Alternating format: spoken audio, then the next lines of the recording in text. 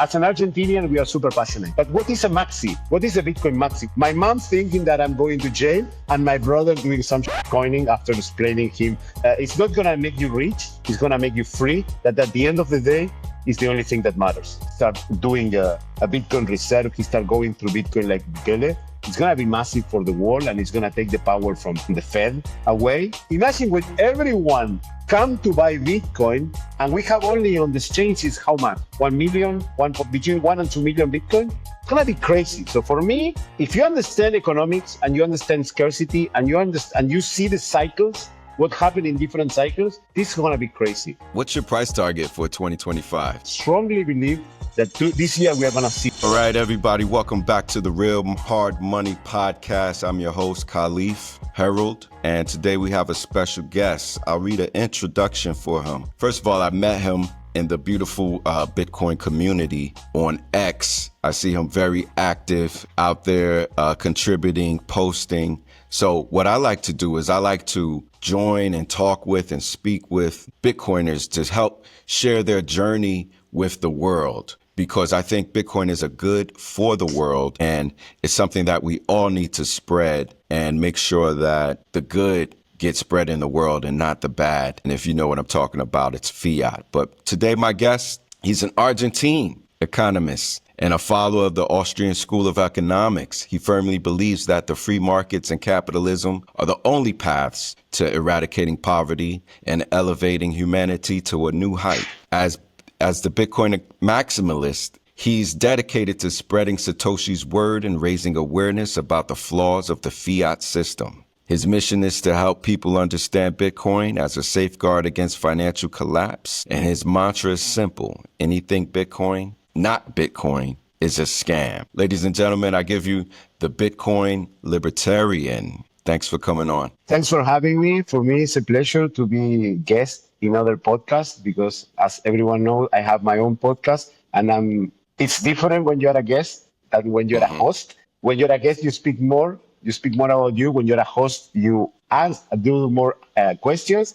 But yeah, it's great to be here and start the Saturday with this amazing chat talking about Bitcoin. And I do agree with you, the amazing Bitcoin Twitter community. I met all my guests from there, and it's amazing how passionate we are about Bitcoin. So looking forward to talk about Bitcoin today. Absolutely. I think our community is unlike any other. The other communities are basically greed and fear-based. You know, the greed is they always want to make more money off these scam coins, right? And the fear is like they're going to lose all their money off these scam coins, dumping pumps and all of this. So they're always in a state of agitation. But Bitcoin community, we're laid back, we're chilling. We're thinking in a longer time frame, and we're here to spread the good. So that's why I like to hear from Bitcoiners like you. So I didn't know you were an economist yourself. Can you tell me a little bit about tell the people a little bit about your backstory and how you got into Bitcoin? Yes. First of all, I do agree with you. The community of Bitcoin is amazing. And most, for example, that the people is a lot collaborative. For example, you have a podcast. I have my podcast. I have a lot of guests that have podcasts, and I don't see you and the other guys like competitors. More like we are all brothers and we are all soldiers of this Bitcoin army to try to preach the word of Satoshi. Yes, I'm an economist. First of all, I started studying engineering when I finished high school. A dream as a kid was to be an astronaut. So that's why I started studying engineering. But then I changed in the middle. I discovered stock markets, and I'm an Argentinian, so we've been through a big crisis in 2001. So after that crisis, I started getting more into economy. I started getting more passion about economy, trying to discover more how economy works.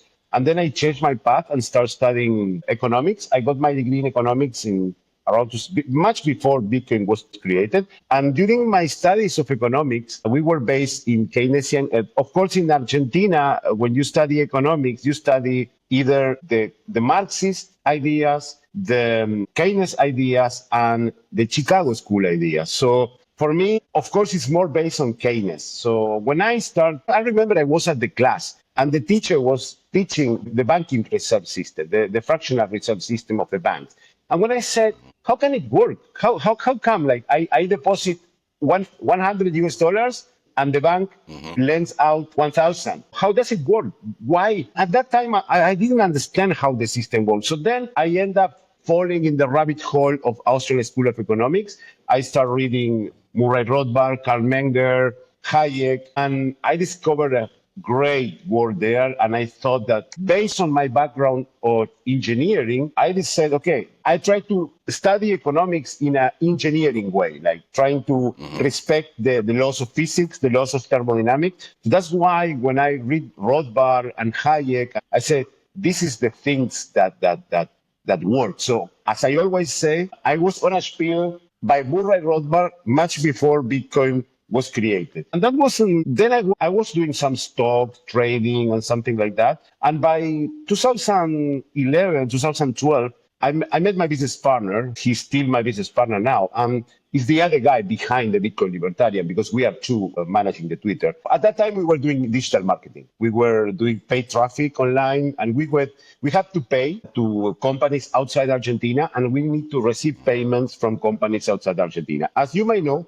Argentina used to have a very strong control on the dollars because we always have issues with the dollars, and was very difficult to send money abroad and to receive money from abroad. And at that time, we used to have there was a lot of payment methods like PayPal, Skrill, Teller, and all this stuff. And then we discovered Bitcoin at that time. So we know that we can pay with Bitcoin and receive Bitcoin. And what's so funny, because when I see now that I used Bitcoin in the 2012. I used to buy Bitcoin for few money, and I didn't get anything from that time.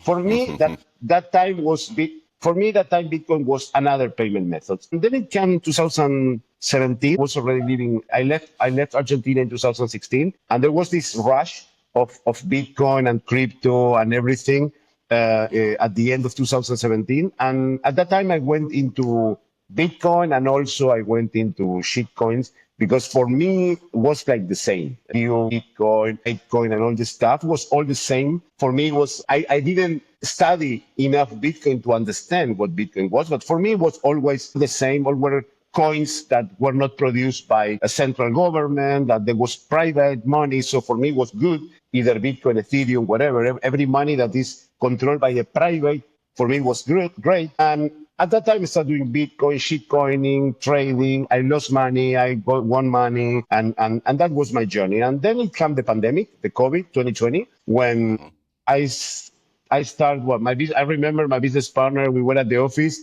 There was not too many things to do because it was the COVID and everyone was closed. And I remember yesterday night we were remembering that we used to buy a big bag of peanuts, eat peanuts, and watch Saylor.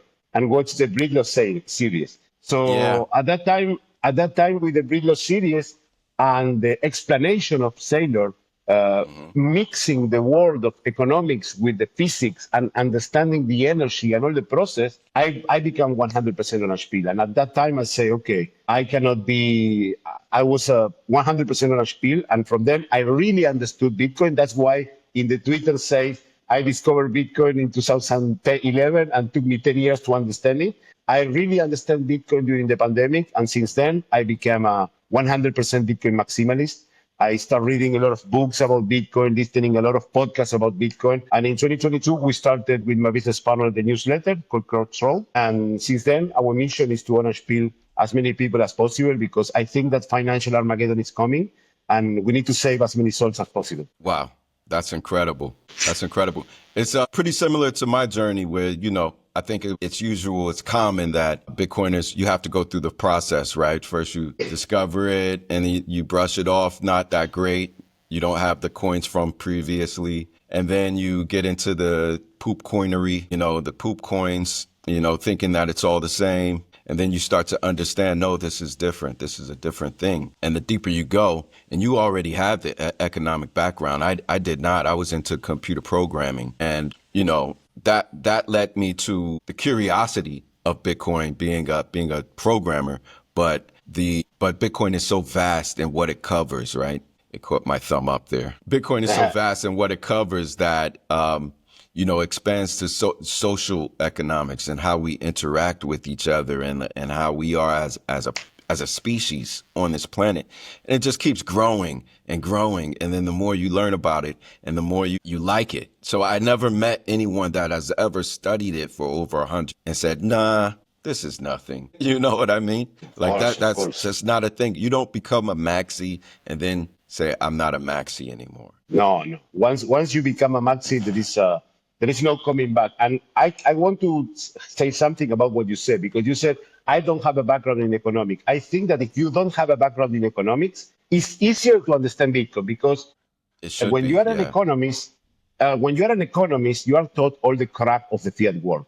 Example, I have my cousin. My cousin is another economist, and he's not a 100% believer in Bitcoin. He sees Bitcoin more like yes, it's an investment, like a commodity, but he is not against. When you're an economist, you need to de-learn. I don't know if this is the English version, but you need to unlearn all the BS, right? Yeah. You need to unlearn all the bullshit, and then you need to study Bitcoin. And as you said, once you study at least 100 hours of Bitcoin, I think that after you read the Bitcoin standard, you say there is no going back. This is absolute, because Bitcoin is the only currency in the world that respects the law of thermodynamics, respects the law of physics, that are the laws that rule the world, that rule the universe. So you cannot create energy out of thin air. So you cannot create money out of thin air. So Bitcoin is the only currency that respects that. I heard you talk about eating peanuts, big bag of peanuts, while listening to Saylor, and he really resonated with you with his financial engineering and his mix of actually engineering background and his experience as a CEO allocating assets for over 25 years. That really resonated with you. It resonates with me. I remember I was at that time, 2020, it was COVID, and I was in my apartment in Chiang Mai listening to this guy, and I was like, how could you listen to this and not understand, not believe, not think, understand where this is going from the way this man is speaking? And he's not some woo-ha, he's not some kid in his basement. This guy has been a CEO, one of the longest tenured CEOs in Silicon Valley ever, period, full stop. And he knows what he's doing, and he's from the traditional finance world, not a young man. Another thing I give him kudos for, because I believe Saylor's over 60 now. And they say, like, I'm in my upper 40s, and I think we're in around the same area. And they say it's harder for the older generation to get, but look around, BlackRock and all these other people are coming in. But I wanted to get your take on what Saylor is doing right now, and what do you think about it? Well, I think that Saylor is revolutionizing the finance. As you said, he's a CEO of a company, and he understood the real problem, that is the inflation. Because I remember when he was saying, okay, if you read the Bitcoin Standard, the new edition that has the Saylor, I don't know how to say in English, the four words of Saylor. He said that the problem that he saw is like during the COVID, there was a lot of money printing, and he saw that the inflation problem. And he said, I'm sitting in a 500 billion US dollar of cash, and of 500 million dollars of cash, that if I don't invest it, or if I don't invest it properly, in 10 years I will have zero. So he start studying a lot of different things, a lot of different investment, all fine art, even wine. I think he studied, and then he came up to Bitcoin. And when he studied the principles of Bitcoin, he said, this is the way. And I think that what Saylor is doing is amazing, because he is the first person that understands Bitcoin and explains Bitcoin as a practical level. Because before Saylor, we had, of course, the maxis that if you go, for example, to an OG conference like the Baltic Honey Badger in Riga, it's a conference full of maxis that you are going to talk about privacy, you're going to talk about like all these crazy things of the developments of Bitcoin that, for example, a normal person doesn't care. And they say, okay, Bitcoin is like very difficult to understand. And if you go to another conference like the Token 2049 or this shitcoin conference that are around there, you're going to see that it's all a casino. Saylor was the first person that, okay, he studied Bitcoin and he found the real application of Bitcoin, and he explained what Bitcoin is to the regular people. So many people that I have in my podcast that probably you say, I noticed that they were orange pilled by Saylor. This is the first contribution that he did to the Bitcoin ecosystem. And now he's revolutionizing the finance. Without Saylor, we didn't have countries talking about Bitcoin, talking about adopting the Bitcoin strategy reserves. And all the things that he's doing and all the changes that he's going to bring to the financial ecosystem in the future with all the things that he's doing with his company are going to be amazing, because I think that they're going to keep pushing Bitcoin. They're going to keep finding new ways to use Bitcoin as a financial tool. And all of this is good for the ecosystem. I think that he's pushing the adoption. Some maxis, they don't like Saylor because they say, okay, we want to Bitcoin to say, fuck the banks, fuck the system. And now the big companies of Wall Street are buying Bitcoin. But I think that is necessary.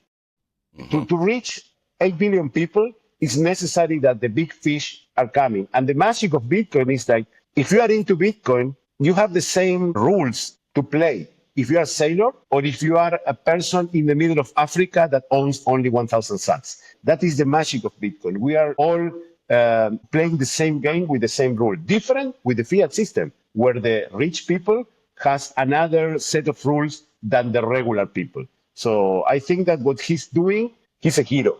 And he's doing a lot of things to boost the Bitcoin adoption in the world. What do you think about the consolidation of so many Bitcoin in one place? He has over 500,000 Bitcoin at MicroStrategy / Coinbase custody. I think that, again, it's not, if I see from the point of view of the maxi, I think that it's not good because, of course, you are centralizing a lot of Bitcoin in one person. But on the other side, it's not the problem of how many Bitcoin does. He has a lot of Bitcoin that he cannot control the Bitcoin. So the rules for him, as I said, are the same rules for a person in Africa. What can do is, like, of course, can have an impact on the fiat price of Bitcoin if you have so big power and you can move the market. But at the end of the day, he cannot control.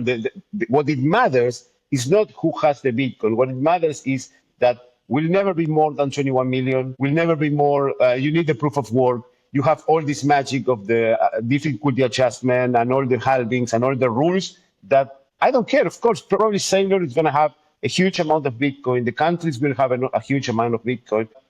All of this is helping Bitcoin to be more adopted and the price rise. Without Saylor, we wouldn't have Bitcoin 100K.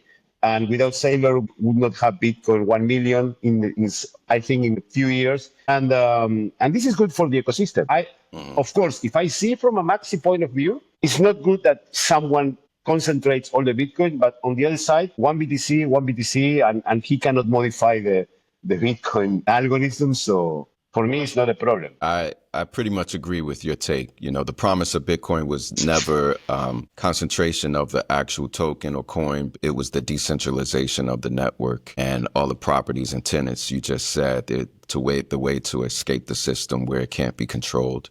And he can't control it. He can move the market with a whale move, right? Or he is a honeypot, or meaning like, what is it? Outlawed the property of gold, having gold, 3102 attack or something like that. So there's always the jeopardy that the government might say, hey, give us that stash, you know, and commandeer it. But then we'd have a lot of other problems, right? We'd be not a democracy like we port to be. Yeah. So really quick, tell me about Las Fueras del Cielo. Well, let me add something. Let me add something related to what you said. Of course, the government can take the Bitcoin from Saylor, but this is going to have an impact on the price of MicroStrategy stock, not on Bitcoin. Because if you own your own keys, if you have your own Bitcoin and you don't have it in exchange, it doesn't care. So for me, it's like not a problem. And you say, let me turn off my WhatsApp that is doing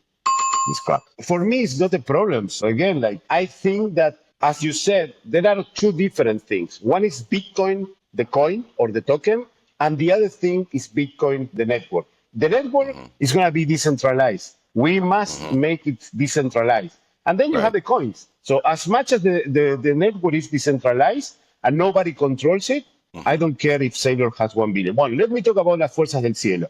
This is something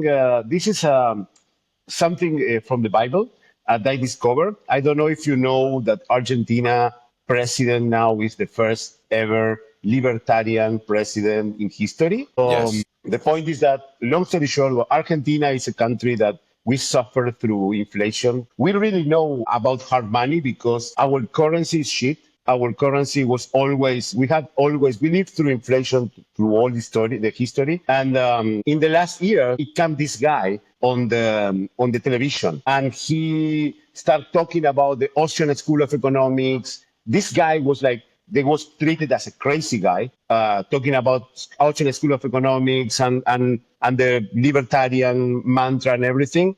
In 2021, he was elected in the Congress, and people asked him, "What are you gonna do if you are alone in the Congress against all the other politicians?" And he said, he cited the Bible, Maccabees 3:19, that say, "For victory in war doesn't depend on the size of the army, but from the forces that come from heaven." And the forces that come from heaven, translated to Spanish, is las fuerzas del cielo. And he won the presidency against all odds in 2023, and he became the Argentinian president. He's doing this despite the shit of the Libra shitcoin controversy. He's doing an amazing job in Argentina. So I'm a big supporter of him. Like, he's reduced inflation, he reduced poverty, the currency is not fluctuating anymore against dollar. And again, he doesn't have a big political party because he's an outsider. And all the changes that he's doing to Argentina, we can say his power comes from the forces of heaven. So that's why I put las fuerzas del cielo, because I support this. I support my president, of course. It's the first time in history that I support a president of any country. So, and I'm so proud of that he's the president of Argentina, and he's preaching the message of the libertarian school of economics, the Austrian School of Economics around the world. The only thing that I don't know why he doesn't talk about Bitcoin and he doesn't understand Bitcoin, because it's strange, because if you are an Austrian economic, Bitcoin is like the missing piece of the puzzle. But anyway, and I couldn't believe when he did this shit of the Libra coin. Like, I know anything not Bitcoin is a scam. So I think that he didn't do to scam people. He just saw this, like, okay, they have this project. I will use my Twitter to boost this project because I think it's going to be good for Argentina. And of course, if you understand Bitcoin, you know that another coin is a scam. And he was, but let's see what happened. That's why what they say, my hat. The point is, I use my hat because I just wake up and I didn't want to tidy my hair. I'm glad you did. That was an interesting story. I was actually in Buenos Aires in 2023, and on the day Milei was elected, it was actually voting day. Is the day I left. But before I left, I interviewed 4 people, and I have yet to release those videos. But the interesting thing I noticed is that when I landed in Buenos Aires, I saw a few crypto exchanges. They were exchanging Bitcoin, and I saw old people coming out of it, and I was like, okay, if anybody should get it, Argentina should get it, right? They should understand the benefits, the hope, the promise of Bitcoin. If anyone should get it. I remember I met an Argentinian older gentleman when I was living in Miami, and he was visiting his daughter, and he told me his story. He said, I was a doctor and I was doing well in Argentina. And then, politics and the currency collapsed, and he had nothing. He was wiped out, So like, he was just being honest, straight up. He said, my daughter is supporting me now because she makes US dollars. And, but, he had a lifetime's work stash evaporated, Of course. And I tell my son that the same thing Jack Mahler says, never work for what another man can just print out of thin air. You have your life's, like explaining Bitcoin as your life's energy placed and saved into something over the span of time. They robbed that man of 30, 40, I don't know how many years of all his money, of his life's energy, that his work, if they devalue the money 50%, was that 50% less work that you did in your life? No, you did 100% of that work. So that's a very interesting story. And yes, I visited Buenos Aires and La Casa Rosa, and all that stuff like that. La Casa Rosada. Probably you saw people drinking this. And you saw people drinking this. Mache. Is So that let me matcha? add something. Okay, yes, let me add Yeah, something mate. related to Argentina. That's why in Argentina there is a lot of crypto, but people don't understand Bitcoin. But for us, But for Argentinians, just to finish this, because it's a connector. The four people yes. that I interviewed in Argentina when I was there in 2023, none of them had Bitcoin. None of them owned Bitcoin or really understood it. And I only interviewed four people, so that's a small sample set. But I was surprised. I was shocked. And they weren't even talking about it like, yeah, I need to get it. I really need to get it because the currency and all of that. There was a massive disconnect between like how I saw, and I was there for a couple months. So and I shopped and I was extremely happy because it was great for me with the US dollar. I felt like I was robbing a supermarket every time I walked out of it with groceries and $2 bottle of great Malbec. But I'm like, why is this disconnect happening? And I think you are about to elaborate maybe Yeah, why the that thing with that, is. as you said, I have 44. I am 44. And in my Right. lifespan, I have 5 different currencies in Argentina. I experimented 2 times hyperinflation, and 3 times on my lifespan, the bank stole the money from the people. So in Wow. 2021, literally, the people was wiped out of their life saving because the bank say, Mm-hmm. okay. So in Argentina, we really understand about saving in hard money and self custody because since we are kids, you get money and you turn into US dollars and you don't put in the bank. I remember I always tell my story. I'm a Roman Catholic, and when I was 10 years old, I had my first communion. And when you have your first communion, you get some stamps that you give to your neighbors and your family, and they give you money. And I remember when I did that, I have a lot of Argentinian, I think it was pesos at that time, or Australians, I don't remember. And I gave to my dad, and I said, Dad, buy dollars with that. And he brought me the dollars, and I put in a book in my shelf. And that's why we, the Argentinians, understand since we are kids to save in hard money that for us is the US dollar and to save outside of the system. And what I like from Milei that he's speaking that the separation of money on state, that not printing money, that he addressed the problem of inflation that is printing money, that the government spending more money than it generates and printing this amount of money to beneficiate them and their circle. And for example, now, like there are only 2 currencies that have fixed supply. One is Bitcoin, the other is the Argentinian pesos, because Argentina is not printing pesos since last year. So, and you say that there is no inflation. So, and when you went in 2023, I remember I went to Argentina in 2022 during the World Cup. And for me, coming from Hong Kong, that is one of the most expensive cities in the world, for me it was the same. I remember the first day I said, I want to make a big barbecue for all my family. And I went to buy everything.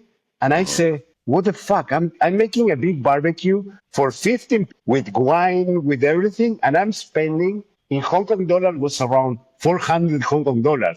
And for me, 400 Hong Kong dollars, I just buy nothing here. So, but now it's more expensive in US dollars than before because it's getting better. But yes, but the point is that Argentinians don't understand. I don't know why people don't understand Bitcoin. They are a lot of into USDT, but they don't understand Bitcoin. They don't hold Bitcoin. They are into shitcoining. There is a big conference in November. I think that is La Bitcoin. It's one of the oldest Bitcoin conferences in the world, but now they do a lot of shitcoining. But I think that's why when Milei was elected and they took a short of an interview that he did, and he said that Bitcoin is the natural reaction to central bank scam, because of course he's against central bank system. And they say, oh, this is a Bitcoiner. And no, he's not a Bitcoiner. I think he doesn't understand Bitcoin. But let's see. Yeah, that's what I thought. And I thought a lot of the Bitcoin community thought he was a Bitcoiner, but that was exploded and devastated and destroyed when he backed that shitcoin, right? So, everybody knows Trump doesn't understand Bitcoin. He just wants to be number one, right? So, okay, useful idiot, do it. Good boy, Yeah, but the point with Trump, he's a businessman. Milei, he's a libertarian and he's an Austrian School of Economics supporter. So for him, it needs to be super easy to understand Bitcoin and become a Bitcoiner. So let's see if someone explain. I want to be like I would love to be the Max Kaiser to him. Like do what Max Kaiser did with Yeah, Bukele. I I can want to see do that. with Milei. I Let's want to get the do with Bitcoin Milei because Libertarian be the Bitcoin office for Argentina. yes, of course, and I want to. That's why I'm.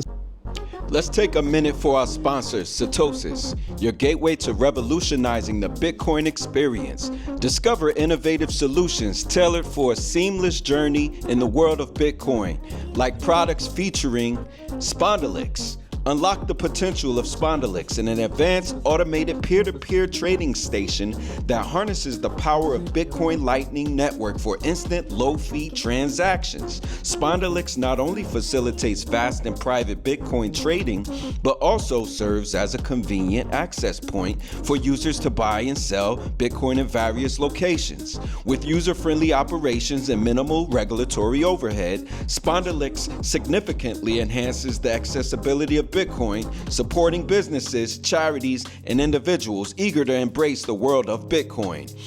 Piggy Tips. Transform how you receive tips and donate with Piggy, the smart Bitcoin-powered device that generates dynamic QR codes for effortless microtransactions. Designed for businesses and individuals, Piggy enables you to accept secure and borderless contributions while promoting Bitcoin adoption every step of the way. Are you ready to elevate your Bitcoin journey? Visit satosis.tech, SATOSYS.tech today to explore these innovative products. Engage with our community, and for inquiries, feel free to reach out and discover how Satosis can transform your interaction with Bitcoin today. We have our podcast in English because we do in English our Twitter, but we are starting also the podcast in Spanish to educate people, because I think that in Spanish is not a huge amount of education of Bitcoin. There are a huge amount of maxis that they go through the Bitcoin ethos and the privacy and all the stuff, but there is no people explaining why we need Bitcoin, the basics of Bitcoin. This needs to be in multiple languages for sure. Yes. You know. Yes. Yes. So speaking of presidents, Trump and Milei have both met with our guy Bukele, and I think he's doing great things in El Salvador. Can you talk to the audience about what do you think Bukele's doing over there? Your thoughts on that? I think that Bukele is doing something incredible. So I like what Bukele is doing in all the aspects. What he demonstrated is like fixing the money is everything. So he came up, he did the Bitcoin law, and he adopted Bitcoin as a currency, and he's stacking sats. Stacking 1 Bitcoin per day. And also he fixed the problems of the country. Just remember that El Salvador was one of the most dangerous places in the world. Mm-hmm. And he came up, and now the rate of murders are like less than in Canada. So, and he did all these things. The other day I was watching a video about the maximum security prisons that he's doing. And it's amazing what he's doing. So I think that he picked up Bitcoin and fixing the money. He started fixing everything. Of course, there is a long road ahead. He has a lot of detractors, but he won the last election with almost 90% of the votes. So this is the main example of fixing the money and fixing the world. So I'm a big supporter. That's why in my Twitter, you see the Bitcoin Libertarian, the flag of Argentina, because I'm from Argentina, the flag from El Salvador, because I am a big supporter of Bukele and I want to go to El Salvador, and the flag of the United States, because most of our audience is American or English speaking. So, but I want Bukele to, every time I see Bukele with Trump, Bukele with Milei, I want him to orange peel them. Because again, of course that I am a libertarian, I hate the state, I'm basically an anarcho-capitalist, so, and I don't like governments, but we need to live in a world with governments. So if the government start adopting Bitcoin, they will make Bitcoin massive. So I want, imagine if the United States, the president is orange pilled and he start doing a Bitcoin reserve, he start going through Bitcoin like Bukele, it's going to be massive for the world, and it's going to take the power from the Fed away. So that's why I think sometimes, even though I'm a huge maximalism, I'm anarcho-capitalist, but sometimes you need to let the big players play to make the big Bitcoin massive and worldwide. But that's it. If you're an anarcho-capitalist, you understand that that's about no one controlling it, right? So this, that allows for these people who you might not like to act in the system, just like Bitcoin allows. That's the opportunity of Bitcoin. It's open to all. We can't censor this guy and not censor that guy. And I think these people, the big dogs, are coming for the greed, right? They're coming for the greed. It's the trap. It's the black hole trap. Bitcoin's appeal is so vast and varied that it just attracts all these different things because of its principles. You know, the limit of 21 million, which is far less because of the lost Bitcoin, right? 4 to 6 million people believe are totally lost. Only 4 to 6 are in circulation. There's not a lot of Bitcoin around, right? But the attraction, like a black hole that Bitcoin is bringing these people in, and they're not going to be able to help themselves, because when they see their competitors or their cohorts or their colleagues making millions and billions of dollars, it's a no-brainer, right? And what I believe Saylor is doing is his financial products, Strife, the preferred stock, the convertible bonds. He said he created these with AI. They said you can't do it. And he said, oh yeah, let me ask AI the best way to do this. And they came up with this. Did you hear about that? No, I didn't hear about that. I didn't hear about Yeah. that. Totally makes sense. And let me add something that you say that I think is amazing, and you have the point. Bitcoin is open to everyone. So let's say you can say Saylor is buying a lot. The US, probably the governments can, but everyone in the world has this. This is a mobile phone. So you can download the wallet and you can buy Bitcoin and have your Bitcoin there. And when you have your own keys, like you are in the same situation, it's open to everyone. It's free. You can buy Bitcoin, even if you are Saylor, or again, if you are a person who sells coconuts in the middle of Africa. I always so that's say the that. magic of Bitcoin. That's the magic of Bitcoin. You can play with the same rules. If you live in the middle of Africa, you cannot buy MicroStrategy stocks like probably we can. If you are and the multi-billionaire people, for example, Saylor, he can create bonds for his company, get money to buy Bitcoin. I cannot do with my company because I play in a different league. But with Bitcoin, you just need this. This is the amazing power of Bitcoin. Everyone in the world has this and can create a wallet, open a wallet, buy Bitcoin, and transfer the Bitcoin of the wallet, and has their wealth there. And again, you don't need to buy one Bitcoin. You can buy 10 sats. You can buy 100 sats. You can buy 1,000 sats. If you want to invest in real estate, you need money. But for Bitcoin, you just can pick up, as I always say to people, just pick up some spare money that is not valuable for you. $10, $1. Of course, like for people in different countries, you can say, okay, you can spare $1,000 in America, probably you can do it. In the Philippines, for sure, no. In Argentina, no. But in Argentina, you can spare $5 a month, $10 a month, and transfer it into Bitcoin, buy sats, put in your wallet, and it's real wealth. It's real hard money, like you put in the podcast. Nobody can steal it. Nobody can devaluate it. Nobody can do anything about that. And again, most people is coming. The price is gonna be up. And probably you say today, the other day, because when I do the streaming, I just give away some sats. And a guy said, oh, you give away 200 sats. It's nothing. I'm not gonna download a wallet for 200 sats. Okay, no problem. But today probably it's nothing.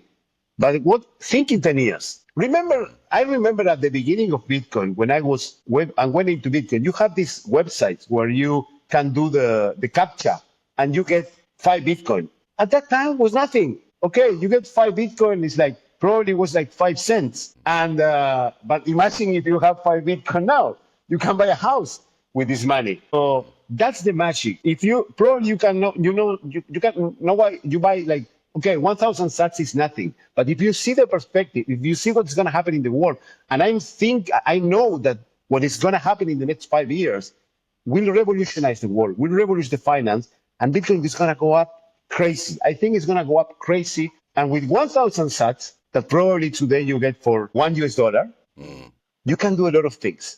You probably, I don't think that you're going to buy a house, but it's going to worth a lot. And again, this is going to go up forever. And again, you can buy with your phone. You don't have to be an accredited investor. You don't have to be a billionaire. So that's the magic of Bitcoin. Absolutely. The little bit amount of Bitcoin you buy today might save your life, might save your tail 5-10 years from now. 100.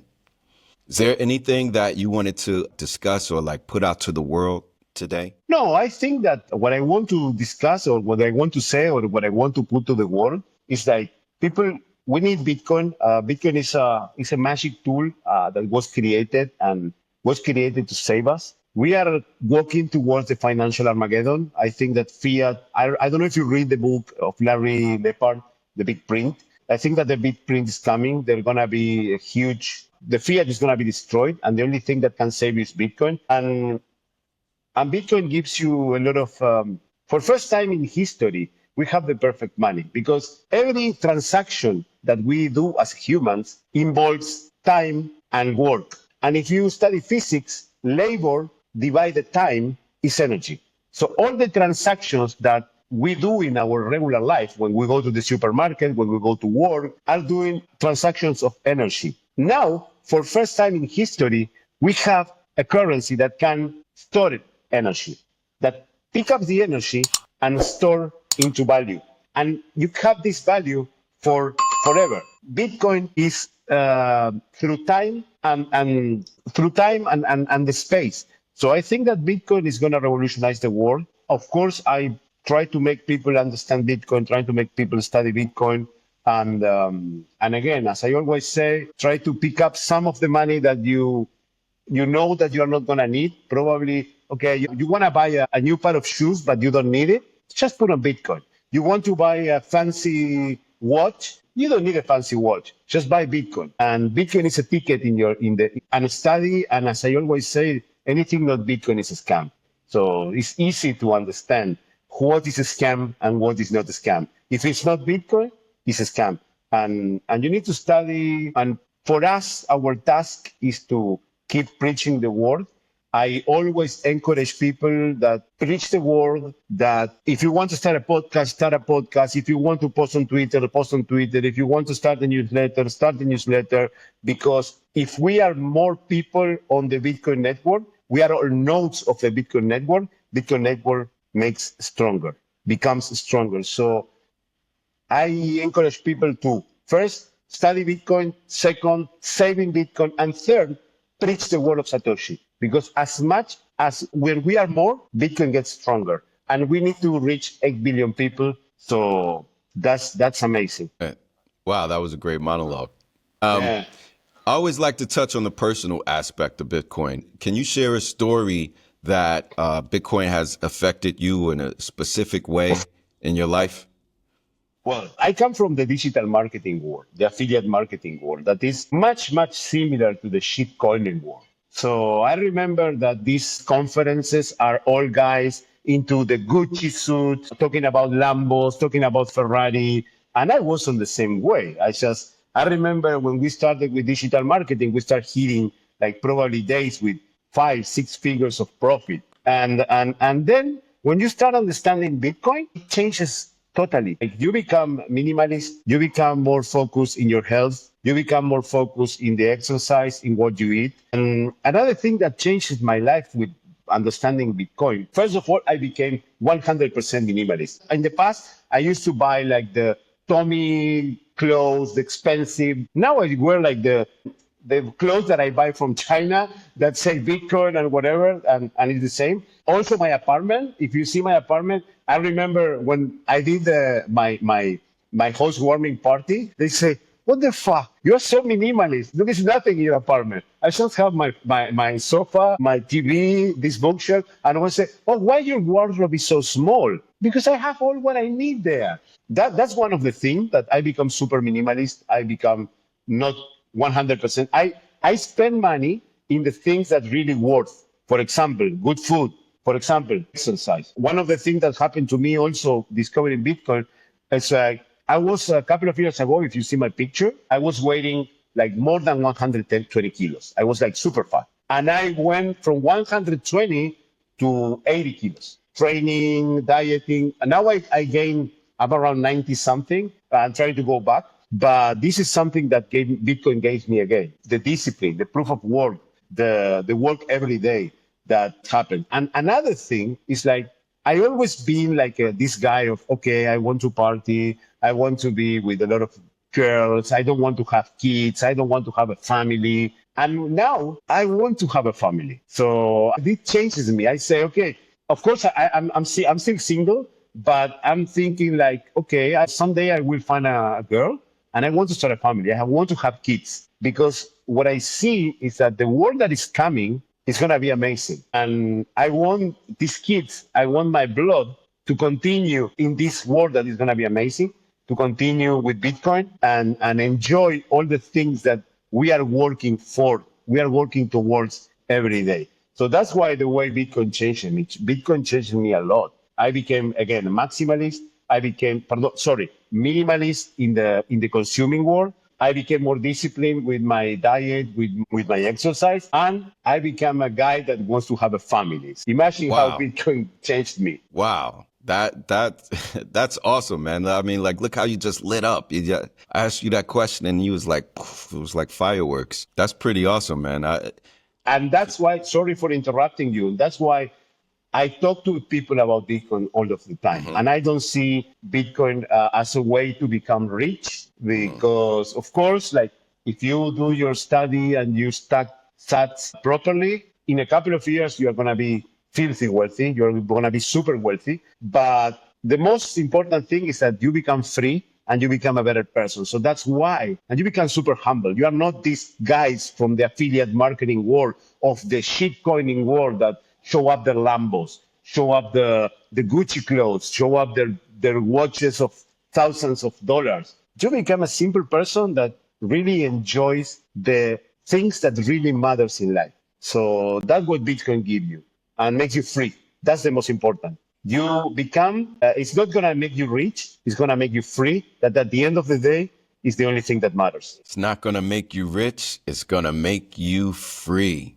That's a bar right there. That's a quote right there. I didn't know you were in affiliate marketing too. That's a thing. We got to really connect on that as well. Yes.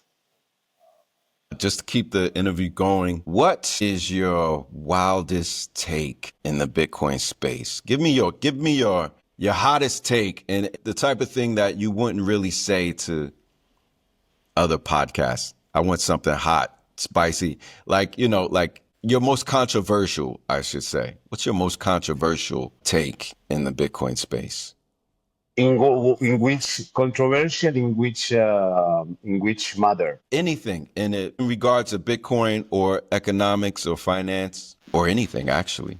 So I don't know what, but something that I did or Maybe one of your posts on Twitter was controversial or something you said that people didn't agree with. No, or even in your life when you talk about Bitcoin, people give you kickback. Of course, my mom always say, I'm trying to orange peel her. I have true experience with my mom and my brother. My mom, when I talk about Bitcoin, she says, you're going to go to jail with this. If you keep doing this Bitcoin shit, you're going to go to jail because of course she thinks that Bitcoin is some shady scam around. So it's like, my mom thinks that I'm scamming people. That's the thing. That's one of the things that I saw. Still? I remember, of course. I remember. Like I have on Twitter. He follows me, and his mom follows me. Dylan Leclerc is a guy that he's young, but I deeply admire him because he's a very smart mind, like Jack Waller. Yeah. He's a very, very, very smart guy. I want to have him in the podcast. But also, I discovered that his mom follows me on Twitter. I always try to send a message to her to have her in the podcast. And she has in her Twitter, Bitcoin mom, proud mom. And I said, I wish that my mom was proud. She thinks that with Bitcoin, I'm scamming people or I'm doing like shady stuff. And she said, oh, if you keep this Bitcoin shit, you're going to go to shame. And my brother, the other funny thing is my brother. I talk about Bitcoin in all my social media because again, I want to raise the awareness, what is coming. And I want to say people, because again, you have your life and your loved ones and you want the best for them. So that's why I preach Bitcoin and I upload on Instagram, on my WhatsApp or whatever. And one day my brother was like, I think it was 2023. Bitcoin at that time was 30K.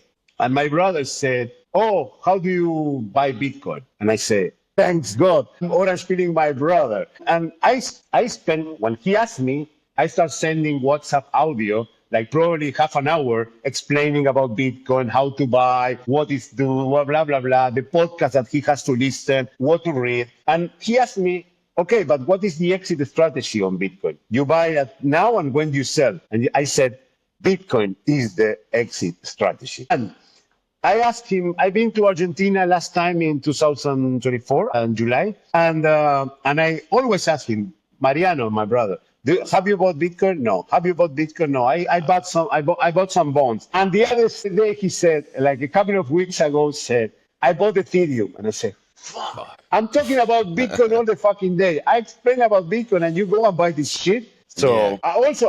I also said, if you don't want to buy Bitcoin, buy MicroStrategy. Because of course, it's like buying Bitcoin and you don't have to do your keys and all the stuff that probably this is difficult. But yeah, that's not the controversial take that I have. My mom thinking that I'm going to jail and my brother doing some shit coining after explaining him a lot of Bitcoin. That was a great one, man. That was a great one. Definitely going to clip that one up for the shorts. My mom thinks I'm going to jail. Of course. And the other thing is like this, the motto, anything not Bitcoin is a scam, comes from a guy. I have a friend in Singapore that I have one of my good friends, like from the university that now he's living in Spain. And in the past he was living in Singapore and I met a guy through him, his friend, that he's also Bitcoiner, but he was doing some, he also likes Ethereum and he was doing some projects on Ethereum and anything. So we met last year by chance in Dubai. It was funny because I went to a conference and he was in Qatar and my flight was rescheduled, my flight back to Hong Kong. And he said, okay, I'm going to Dubai this Friday. Oh, I'm going to be there. I met him with his friend after 5 years. And we went out to a disco and it was 3 a.m. And we were super drunk. We had a lot of gin tonic and we were super drunk waiting for the taxi. And my friends start asking me about Bitcoin, blah, blah, blah. We start talking about Bitcoin with the other guy. And the other guy that lives in Singapore, he's also a Bitcoiner. And he said, the problem is that Fernando is super maximalist. He's a Bitcoin ultra maxi. And my other friends that he's not in the Bitcoin world, the guy who lives in Spain asked him, but what is a maxi? What is a Bitcoin maxi? What is the difference between you and Fernando that is a maxi? And he said, a maxi is a person who thinks that anything not Bitcoin is a scam. So that's since then, I start saying anything not Bitcoin is a scam. So that's why, that's another funny story about Bitcoin. Boom. There it is. It is. I agree. I mean, they might say like they're trying to do this, this, and that. I don't care. Whatever they're doing in the shitcoinery world, or let's say altcoins, right? Whatever they're doing, it has nothing to do with what Bitcoin is here to do in the world. So that's the only problem I have. You can do that. People start businesses every second of every day. Start your business, blah, blah, blah. The thing is, it gets conflated with Bitcoin. That's the problem I have. And that's the confusion. It confuses people. Like if you want to gamble, we want a lotto ticket, you want to do Doge, you think you have a problem with your brother after years of talking about Bitcoin. He bought Ethereum. After years of talking about Bitcoin, my friend asked me, I saw Elon on Saturday Night Live. I want to buy Doge. I'm like, but the point, my God. The point is that as long as you understand what is everything, I don't care if you buy shitcoins, but you need to, if you understand that you are gambling, if you want to gamble, yeah, it's okay, but you need to understand what is Bitcoin and what is all the other shit. Yeah, that's the problem. They're conflating it, and it's confusing the industry. All right, last question before we get out of here. What's your price target for 2025? $1 million US. This year. I'm like Samson Mo. I think that something is gonna happen that is gonna be crazy. If we study Bitcoin with the past story and the past models, like we cannot study what is going to happen with the models that we have. Imagine like all the wealth that is in the world, all the money that is in the world, if just a fraction of this money goes to Bitcoin, it's going to be crazy.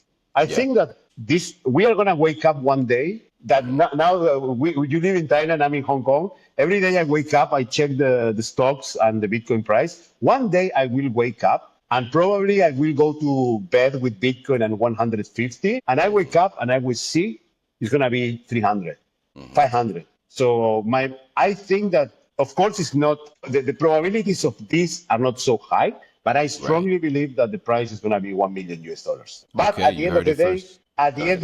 one BTC equals one BTC. Spoken like a true maxi. Yeah, you heard it first, man. I tend to agree. The thing is that people don't, the thing is people don't understand the vast amount of wealth that's in the world and how little of that wealth is allocated into Bitcoin. Under 1 point, it's 0.5% is into Bitcoin or something like that. Less than 0.5%. Imagine that the bull run on the 2020 to 2021, when we reached over 60K as of all-time high, was only with retail investors and Michael Saylor. So imagine now that you have ETF, you have Saylor and a ton of companies that have a huge amount of cash to buy Bitcoin. You have now in the United States that some states are approving, because I think that New Hampshire, the Granite State, approved the Bitcoin reserve. And I love this state for two things. First of all, because I'm a huge Breaking Bad fan, and the motto is live free or die. So they approved the Bitcoin reserve. Imagine when the United States as a country approved. Imagine when some countries start copying it. So, and we need to understand, when you understand Bitcoin and you understand the scarcity, that we only produce 450 Bitcoins a day. So imagine when everyone come to buy Bitcoin, and we have only on the exchanges, how much? 1 million, between 1 and 2 million Bitcoin? It's gonna be crazy. So for me, if you understand economics and you understand scarcity and you see the cycles, what happened in different cycles, this is gonna be crazy. Probably not this year, but I strongly believe, like Samson Mao, that this year we are gonna see 1 million or probably something crazy. So stay humble and keep stacking. That's right. That'll do it. That'll do it. That's a good pin to put on it in the conversation, in the podcast off on. I mean, this was a great one, man. I had fun. I felt the energy. I felt the Bitcoin energy coming from this one strong. The force is strong with this one. Yeah, I love talking about Bitcoin. I'm passionate because as an Argentinian, we are super passionate. We are, as we said, we are Italians who speak Spanish, and we are I'm trying to take out this thing of talking with my hands. Yeah. But we are super passionate. You see in football, you see in politics, you see in everything. We are super passionate. And when you really like something, you talk with a lot of passion. And I love talking about Bitcoin. So that's and I'm love being invited to other podcasts, because in the other podcasts I can speak a lot and I can share my visions of Bitcoin and try to inspire as much people as possible. That's what's up. Tell everyone where they can find you. Well, our Twitter is the Bitcoin with 2_, the Bitcoin. Our YouTube channel is the Bitcoin Libertarian. We also have the Bitcoin Libertarian ESP that is in Spanish. We also have our newsletter, crocsroad.co. This is our social media, but yeah, you can reach us in Twitter. Subscribe our YouTube channel, because again, we want to reach as many people as possible. We want to get monetized, not to make money, just to keep giving more sats for the people, because we always give away. And again, if you in our Twitter, we do stream on YouTube. Also, we have Twitch. But yeah, basically, Twitter is the Bitcoin, THE Bitcoin and 2_. And our YouTube channel is the Bitcoin Libertarian. And we are also in Nostr, the Bitcoin Libertarian, or Crocs Road, that is our newsletter. Awesome. Make sure you guys go check him out, especially on X. Easy to get at him. He'll respond to you and give you some Bitcoin love. I want to give a quick shout out to our sponsors, Satosis. They're doing big things in the Bitcoin space. They have Bitcoin ATMs that you can have here in Thailand, one bot. You can have one bot turned into Bitcoin back and forth at that small level of transaction. So just like you said, you can take some pocket change and turn it into Bitcoin, something strange. But yes. Shout out to Satosis. They actually printed me up this Bitcoin little mic holder here, but I couldn't get it on. So Richard, sorry I couldn't get your mic holder onto the camera, but I got it here, but it didn't have the screw in here, so I couldn't use it. So Rich, you gotta make me one with a screw in it so I could put my microphone into it. And that'll do it. That'll wrap it up for us, guys. The Real Hard Money Podcast. It was a pleasure with the Bitcoin Libertarian. You guys are going to see a lot more from him. I guarantee it. He's streaming all the time. I'm all the time on here now. I'm looking to interview 1 million Bitcoiners. Yeah, 1 million. Let's do it. Let's get it. I'm Khalif, signing off, the Real Hard Money Bitcoin Podcast. Take care. Yes.